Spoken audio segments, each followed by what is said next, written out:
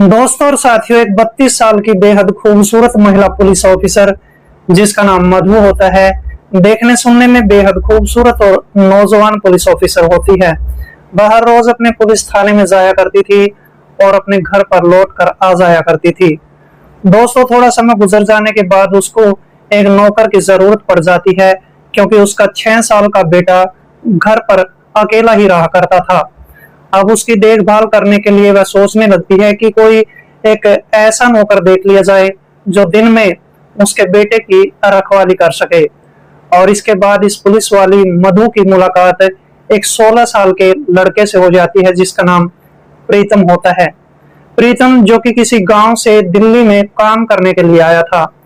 अब जैसे वो प्रीतम को देखती है तो बेहद खुश हो जाती है। लड़का भी हैंडसम था, नौजवान था। अब मधु पुलिस वाली उस लड़के प्रीतम को लेकर अपने घर पर आ जाती है और उसको घर के छोटे मोटे कामकाज के बारे में बता दिया जाता है। इसके बाद मधु उसको कहने लगती है कि तुम्हें मेरे 5 से 6 साल के बेटे की रखवाली भी करनी है। और इसके बाद दोस्तों, थोड़ा सा समय गुजर जाने के बाद अब मधु के बेटे का जन्मदिन आ जाता है। अब जैसे उसके बेटे का जन्मदिन होता है तो जन्मदिन पर उसके बेटे का केक भी काटा जाता है। और जन्मदिन की खुशी में मधु काफी ज्यादा शराब भी पीती है, जिसके कारण मधु को गहरा नशा हो जाता है। और जैसे ही रात के 10 बजे का समय होता है तो ये पुलिस वाली अपने उस नौकर प्रीतम के कमरे में चली जाती है और कमरे में जाने के बाद उस कमरे का चुपके से दरवाजा बंद कर लेती है। दोस्तों, आज की रात ये पुलिस वाली मधु अपने इस नौकर प्रीतम के साथ क्या करने वाली है, बहुत ही हैरत अंगेज और दिलचस्प कहानी है। दोस्तों, कहानी में आगे बढ़ने से पहले बस केवल आपसे वही एक रिक्वेस्ट है कि आप अपने इस चैनल को सब्सक्राइब कर लें और वीडियो को एक लाइक कर दें। दोस्तों, आप जहां कहीं से भी हमारे वीडियोस को देखते हैं, आप अपना प्यारा सा नाम और सिटी का नाम कमेंट बॉक्स में जरूर लिखें ताकि आने वाली वीडियोस में मैं आपका नाम ले सकूं। नमस्कार दोस्तों, मैं कुलदीप राणा। आज की हमारी सच्ची कहानी की शुरुआत होती है नई दिल्ली से। और इसी नई दिल्ली में एक प्रीतम नाम का 16 साल का लड़का उत्तर प्रदेश के एक छोटे से गांव कटुआ से आया था। वो प्रीतम नाम का लड़का ये सोचकर दिल्ली में आया था कि दिल्ली में आने के बाद वो बहुत ज्यादा पैसा कमाएगा और पैसा कमाने के बाद वो अपने घर पर भेज दिया करेगा, जिसके कारण उसके परिवार का गुजारा अच्छे तरीके से होने लगेगा। लेकिन जब से वो दिल्ली जैसे बड़े शहर में आया था, उसको कोई भी अपने यहाँ पर काम देने के लिए तैयार नहीं होता है। कोई कहता है कि तुम्हारी उम्र अभी बहुत कम है, और कोई कहने लगता है कि तुम्हें हम महीने के सिर्फ 2000 रुपए ही दे सकते हैं, इससे ज्यादा नहीं दे सकते हैं। लड़का प्रीतम बड़ा परेशान हो जाता है। परेशानी की हालत में दिल्ली के अंदर मारा मारा फिर रहा होता है। दोस्तों, उसी बीच एक पुलिस वाली जिसका नाम मधु होता है, जो कि देखने सुनने में बेहद खूबसूरत महिला होती है, वह अपने बेटे को लेकर बाजार में सामान खरीदने आई थी। और जब वह खरीदारी कर रही होती है तो मधु का 6 साल का बेटा उससे बिछड़ जाता है। और जैसे ही मधु से उसका बेटा बिछड़ जाता है तो मधु अपने बेटे की इधर उधर तलाश करना शुरू कर देती है। उसका बेटा उसको कहीं भी नहीं मिलता है। दूसरी तरफ वो प्रीतम नाम का लड़का जब यह देखता है कि एक छोटा बच्चा जो कि 5-6 साल का था सड़क के बीचों बीच बैठा हुआ रो रहा होता है, तो प्रीतम उस लड़के के पास चला जाता है और उसको सड़क के बीच से उठाता है और उठाने के बाद उसको सड़क के किनारे पर ले आता है। अब प्रीतम उस लड़के से पूछने की कोशिश करने लगता है कि तुम कौन हो और तुम कहाँ रहते हो, लेकिन बच्चा बताने में असमर्थ होता है। वह केवल प्रीतम को यही बताता है कि मेरी माँ का नाम मधु है और वो पुलिस ऑफिसर है। दोस्तों, जैसे ये बात वो प्रीतम सुनता है तो उसको तभी ख्याल आता है कि क्यों ना इस बच्चे को लेकर पुलिस स्टेशन में चले जाना चाहिए। और वहीं पर जो पुलिस वाले हैं इसकी माँ का भी पता करेंगे और इसके परिवार का भी पता कर लेंगे। इसके बाद प्रीतम उस 6 साल के छोटे बच्चे को लेकर पुलिस स्टेशन में पहुंच जाता है और वहां पर एक दरोगा बैठा था जिसका नाम वेदपाल होता है। वेदपाल दरोगा को प्रीतम कहने लगता है कि ये बच्चा सड़क के बीचों बीच बैठा हुआ था और रो रहा था, लेकिन ये बच्चा ये बताता है कि मेरी माँ का नाम मधु है और वो पुलिस में है और इसलिए मैं इस बच्चे को यहाँ पर लेकर आया हूँ। दोस्तों, भाग्य की बात ये होती है कि वो पुलिस वाली मधु भी उसी पुलिस स्टेशन में पहुंच जाती है और जब उसकी नजर अपने बेटे पर पड़ती है तो उसको देखकर बड़ी खुश हो जाती है और अपने बेटे को वो गले से लगा लेती है। दोस्तों, इसके बाद वो दरोगा वेदपाल से पूछने लगती है कि मेरा बच्चा आया पुलिस स्टेशन में कैसे आया है। तभी वो दरोगा वेदपाल कहने लगता है कि ये लड़का तुम्हारे बेटे को लेकर यहाँ पर आया है। पुलिस वाली मधु जैसे ही उस 16 साल के हैंडसम नौजवान लड़के को देखती है तो देखकर बड़ी खुश हो जाती है और उसको कहने लगती है कि तुम यहाँ पर क्या काम करते हो। अभी वो लड़का अपनी दुख भरी कहानी उस पुलिस वाले के सामने सुनाने लगता है। अब पुलिस वाली उसको कहने लगती है कि तुम ऐसा करो, मेरे घर पर काम करना शुरू कर दो और मैं तुम्हें महीने के 8-10 हजार रुपए दे दिया करूंगी। उसी समय लड़का बेहद खुश हो जाता है और अपनी मालकिन मधु को कहने लगता है कि मैं तुम्हारे घर पर नौकरी करने के लिए तैयार हूँ। लेकिन यहाँ पर मधु के मन में कुछ और विचार चलने लगते हैं उस हैंडसम नौजवान लड़के को लेकर। दोस्तों, जैसे ही पुलिस वाली उस लड़के को लेकर अपने घर पर आ जाती है तो वो लड़का जैसे इसके घर को देखता है, इसके आलीशान बंगले को देखता है तो उसकी आंखें फटी की फटी रह जाती है। कभी वो संगमरमर जैसे फर्श को देखता है, कभी बड़े झूमर को देखता है और पूरे आलीशान बंगले को देखकर लड़का प्रीतम हैरान रह जाता है। और इस तरह से दोस्तों मधु पुलिस वाली इस लड़के को घर के छोटे मोटे काम काज समझा देती है और कहने लगती है कि ये छोटे मोटे काम भी तुम्हें करने हैं और ये सब करने के बाद जब भी तुम्हारा महीना पूरा कंप्लीट हो जाएगा तुम्हें 10,000 रुपए दे दिया करूंगी।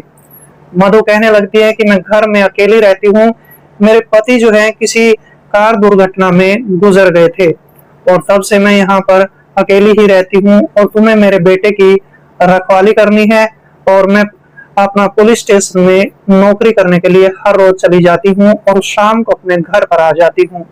दोस्तों, इस तरह से प्रीतम इस पुलिस वाली मधु के घर पर काम काज करना शुरू कर देता है और इस तरीके से ये लड़का प्रीतम इसके घर पर जब काम करना शुरू कर देता है तो पुलिस वाली भी इसके काम करने के तरीकों को देखकर बड़ी खुश होने लगती है।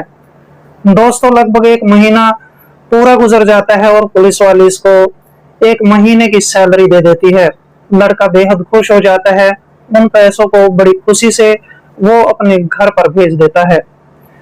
और जैसे ही 8 मई 2025 के सुबह के 10 बजते हैं तो पुलिस वाली आज पुलिस स्टेशन में नहीं जाती है।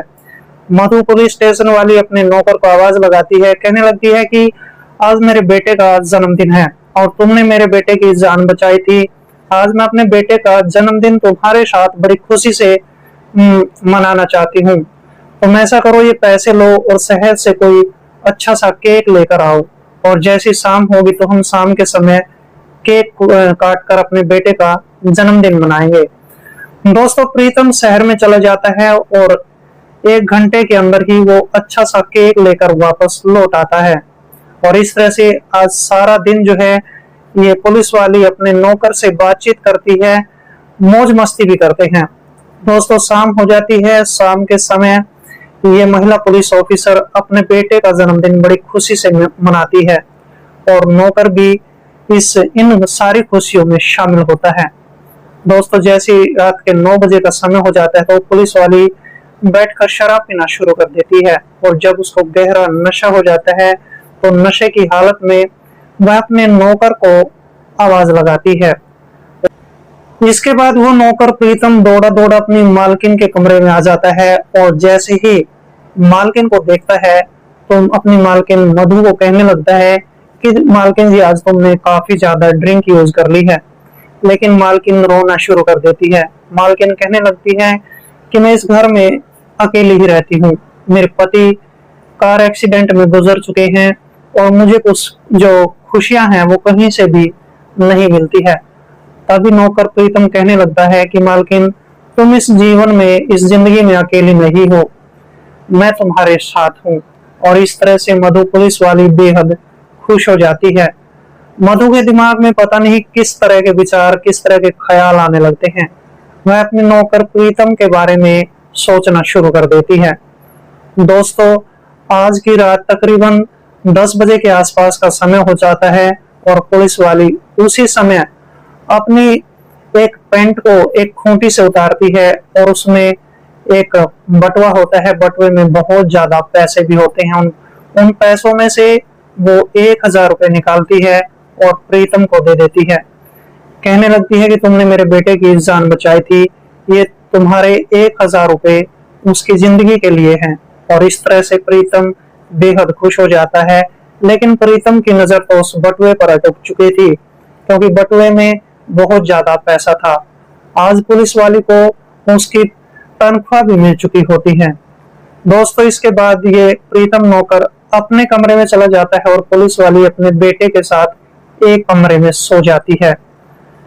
लेकिन आज की रात प्रीतम नौकर को जरा सी भी नींद नहीं आती है। नौकर के दिमाग में तो सिर्फ पैसे ही चल रहे होते हैं, क्योंकि उसने उस बटुए को देख लिया था जिसमें बहुत सारे पैसे थे।